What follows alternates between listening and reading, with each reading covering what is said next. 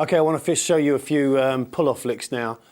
A lot of this sort of stuff's gone out of guitar, which is a shame because it sounds great and it's not kind of mega hard to play. And I think it's important to bear in mind that things that sound good are not always necessarily really difficult. And this is a lick from Gary Moore, and it sounds like this. And what we're doing there is we're going down at an E natural minor scale, and we're pulling off from 12 to 10. We're actually pulling off 12 to the open high E, and then 10 to the open high E. Then 8 high E. Then we go down to the B string, and we play 10, pull off to open, 8 to 7, and then down to the 5. Then we play 7, 5, 6 on the G, all pulling off to the open. Everything pulls off to an open string. Then 7, 5, 4 on the D. And then we pull off from the 7A and then finish on that D note on the 5th fret, A string.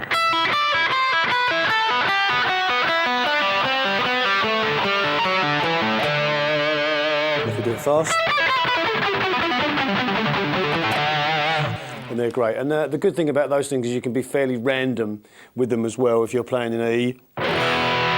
If it's an E natural minor chord progression, something like, you know, E, G, B, C, you can just...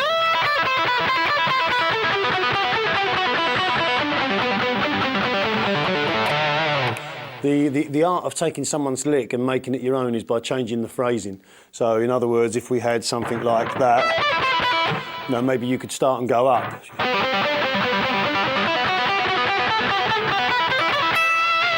It doesn't sound like his lick anymore, and I just made that up on the spot. And now, just by doing it in reverse, you've got your start to your own.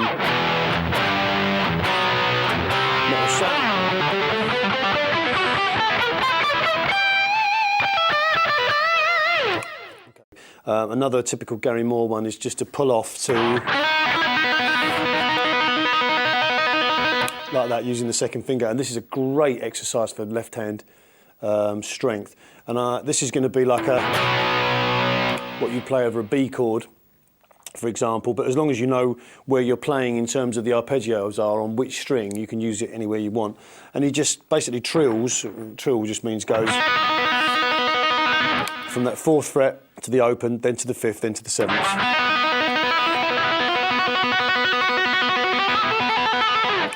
Going up to 10 there, you can experiment, but that's basically the lick.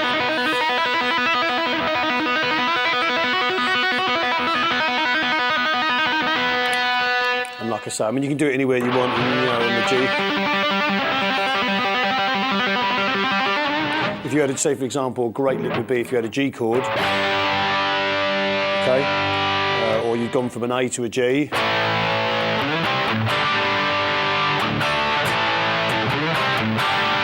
For example, you could play like a lick over the A and then play this type of lick over the G.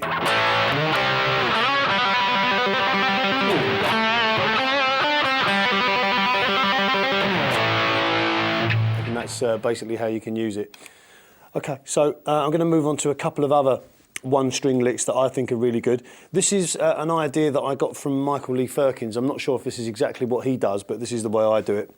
And I'm going to use an E Dorian scale for this. Normally fit over any kind of E blues, something like Cocaine by Eric Clapton, it would fit over quite well. And I'm going to use the open B string as a pedal tone, and the notes I'm going to use are D and E, which is 3rd and 5th on the B string. Okay. And I'm going to use these in pairs of notes at a time, so it's going to be D, E, then it's going to be E, F sharp, which is 5th and 7th on the B. Then I'm going to use 7th and 8th on the B, F sharp and G. Then 8 to 10 on the B, which is, G and A, sorry. And then I'll use 10 and 12, which is going to be A and B. And the way this lick is going to work is I'm going to do this. So what I'm doing is I'm striking this 3rd fret B string, hammering up with my left hand, pulling off, and then pulling off to the open. So what we'd get is a regular kind of Angus Young.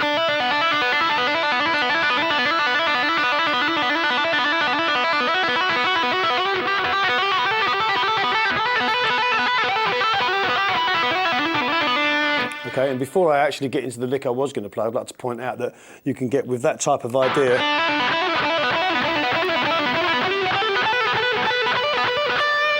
I'm sure you'll recognise that that's a Joe Satriani type thing. Will it come down?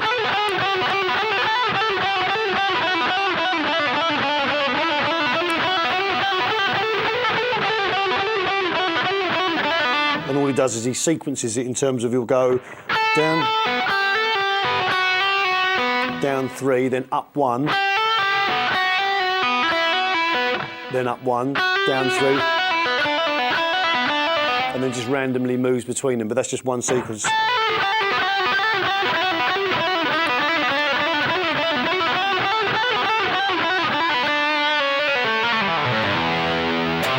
And all I did there was just went down the blues scale.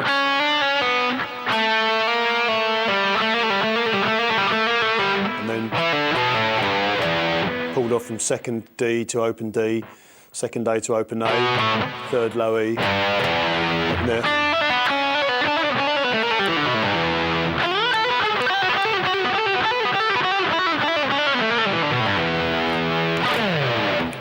Okay, so that's the lick I wasn't going to show you. Now's the lick I was going to show you.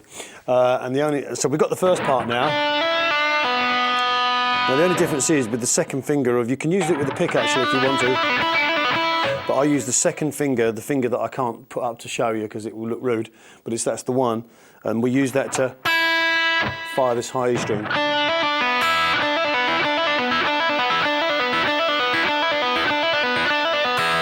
Like that. And then we just move that up.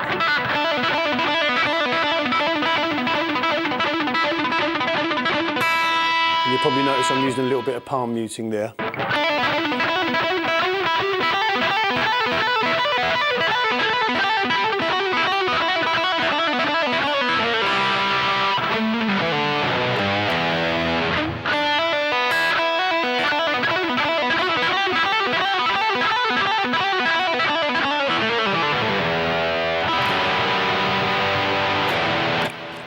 That's how I do that. I'll just play it one more time slowly for you.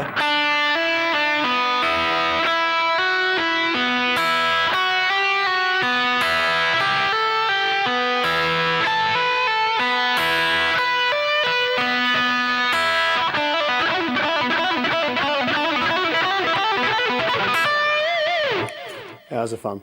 Okay, tapping licks with this same idea, using these same notes, and don't forget, do transfer these onto any strings that you would like to do.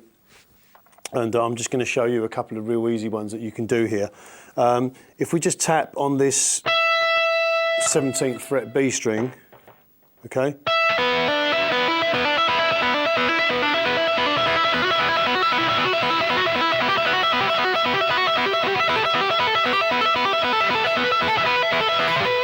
That's the basic technique. I don't really use this one, but I'm just showing you so you've got the basic technique. You're firing off and then slamming on. Now, the one I use all the time, which I really like, is kind of like a Van Halen thing. And I think when I do it, I use the 15th fret on the B string, and you basically tap with this finger, pull off to that 5th, pull that finger off to the 3rd, then to the open. And then this finger goes back to the 3rd, and then this 3rd finger goes back to the 5th.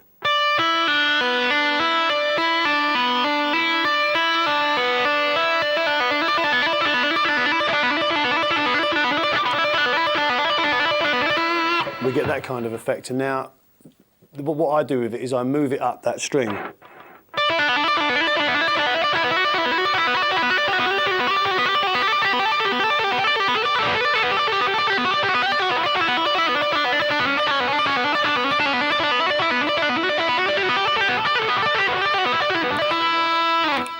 And it's just completely random in terms of where I play it. I'll just play it as many times as I want or as many times as I don't want.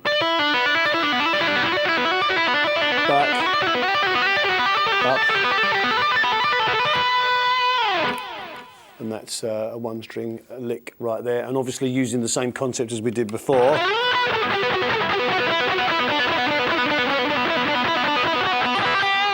We can just run up and down it with the pull-offs. Okay, so there's a couple of nice one-string things for you there.